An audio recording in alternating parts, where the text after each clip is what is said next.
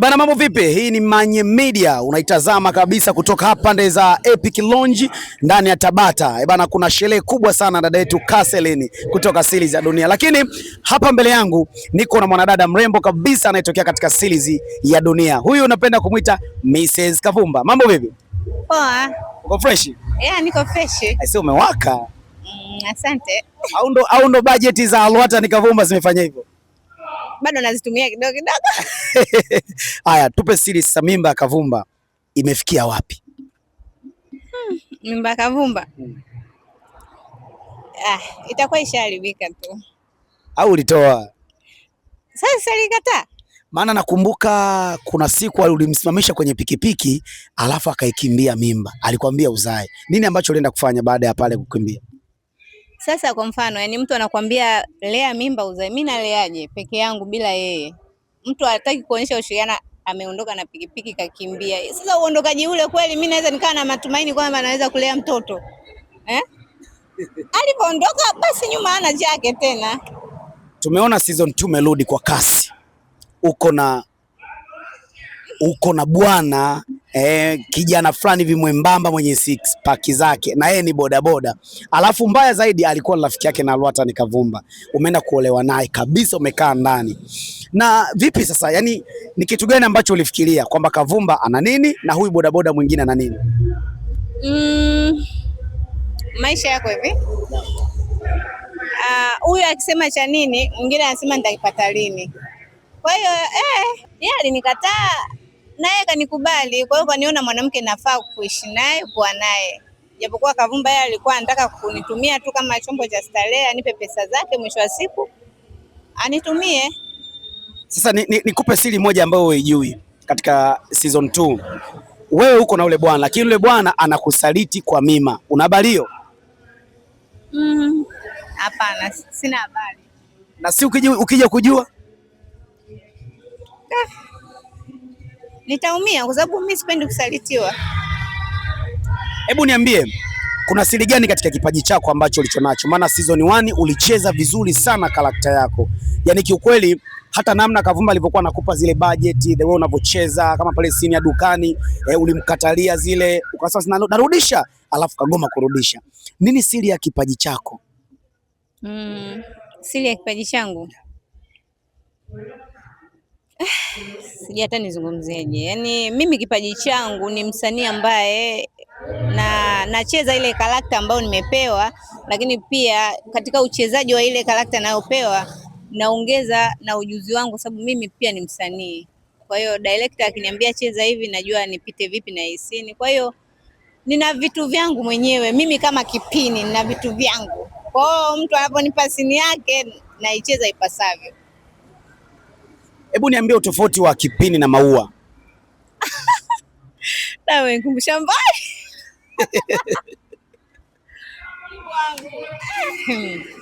Utofauti wa Kipini na Maua upoje? Utofauti wa Kipini na Maua yani upo hivi kwamba Maua, yani karakta nilocheza kwa Maua ni binti ambaye yupo kijijini, ni mshamba, hajui lolote, lakini ni anajifanya mrembo sana, yani ni mrembo wa kijiji, umwambii kitu. Yani muda wote ukikutana naye yeye anawaka tu mambo lele, yani haelewi uwanja wake. Nini kama kipochi chake hapa, yani huelewi. Yani ndio hivyo, yani yeye anajiona ndio mrembo yani kuliko mtu yoyote. Kwa ndo Maua. Lakini japokuwa watu ile karakta nilivyoicheza na nikaivaa, mimi walikuwa wananiita mimi Taila. Yani mtu anakuambia, kumbe huyu dada na akili timamu. Yani mtu akikukuta sasa umevaa mavazi yako uko mtaani unatembea, yani mtu anakuja anakaa usoni kwako anakuangalia, anaanza kukucheka. Si Maua huyu. Yani hawaamini kama ndio yule. Kwa hiyo ninapopewa karakta naivaa, naicheza. Hasa ndio utofautishe unapokuwa kazini unakuaje na unapokuwa maisha ya kawaida. Kwa hiyo unamwaminisha mpaka yule mtazamaji haamini kama wewe una akili timamu. Mimi nishaambiwa na watu kibao kwamba, na watu wanakuja kuniambia marafiki zangu kwamba hivi yule ana akili timamu kweli au ni Taila kweli? Mzima yule ana akili timamu, hana tatizo lolote la akili. Hapana, hata kama ni mzima basi ana kautaila ndani yake. Lakini naacha watu waamini hivyo kwa sababu na uvaa uhusika nilopewa. Na huku kwa Kipini nimepewa kama mdada mmoja mcharuko, anapenda sana pesa, anapenda maisha fulani ambayo hana. Kwa hiyo ndio maana unakuta mpaka nilikuja nikaingia kwenye mtego wa bodaboda, zile pesa zake ananipa, napokea, natumia. Napenda pesa. Pesa mimi siwezi kukataa, naipenda. Okay.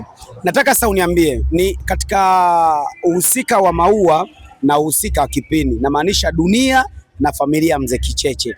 Ukiangalia wewe, yani ukijiangalia sasa ulipoperform kama Maua na ulipoperform kama Kipini, wapi unahisi kabisa kwamba director alikupatia? Kwa sababu director ni mmoja. Yes. Unahisi wapi alikupatia zaidi?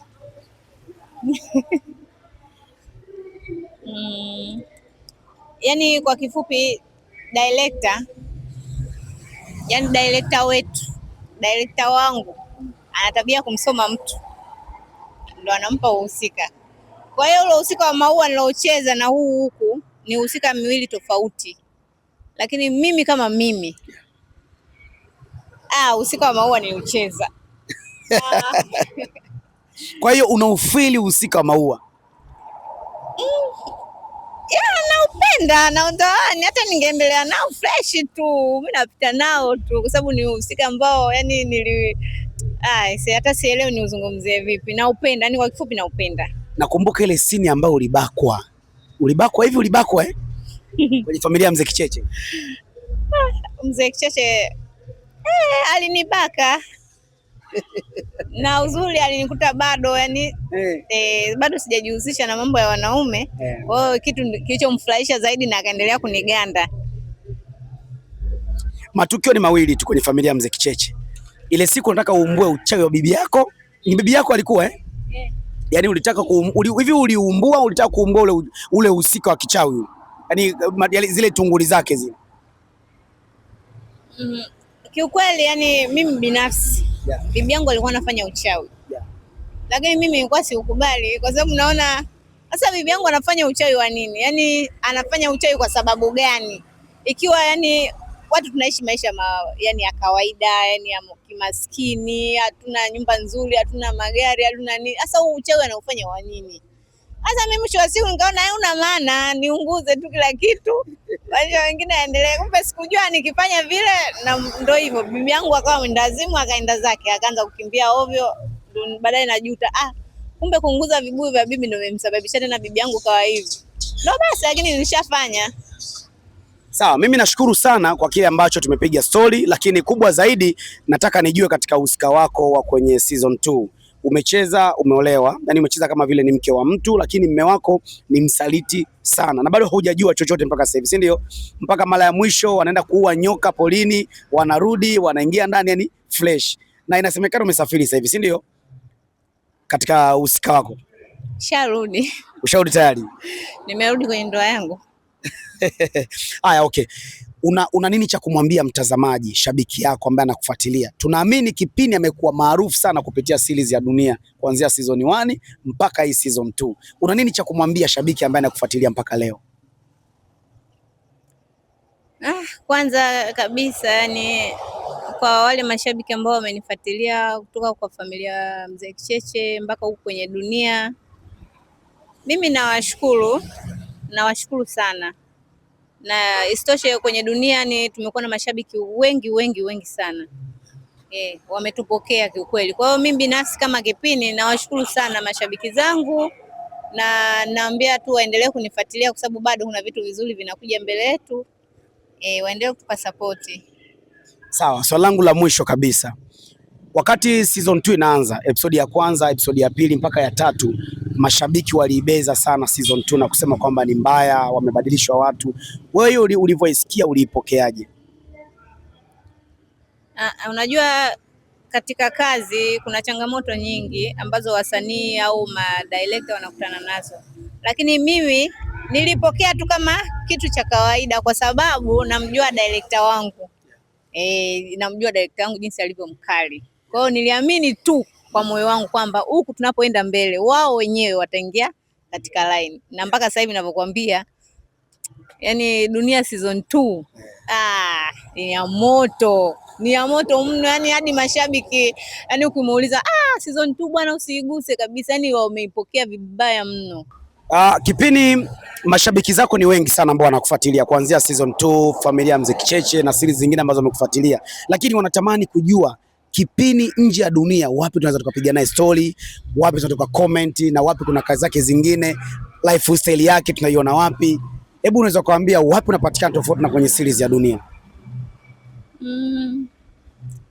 Tofauti na kwenye series ya dunia, tukiongelea mitandao ya kijamii, Facebook unapatikana kwa Kipini Actress. Ukinifollow kule utakuwa rafiki yangu, maisha mengine yataendelea. Halikadhalika TikTok natumia Kipini Actress. Napo ukinifollow tunaweza tukawa marafiki tukaendelea kuchati. Uzuri mimi si ringi. Naongea na kila mtu, napenda marafiki. Kwa hiyo mtu asione kwamba kwa sababu huyu sijui anaigiza hivi msanii. Hapana, mimi maisha yangu ni ya kawaida. Yaani niko charming, napenda watu. Una nini cha kuambia mashabiki, neno la mwisho? Neno la mwisho naloweza kuambia mashabiki kwamba wasichoke kunifuatilia mimi, msanii wao, na mimi bila wao sio Kipini Actress tena. Kwa hiyo wasichoke kunifuatilia, waendelee kunifuatilia kwa sababu bado gurudumu linaendelea. Asante sana kwa muda wako. Asante.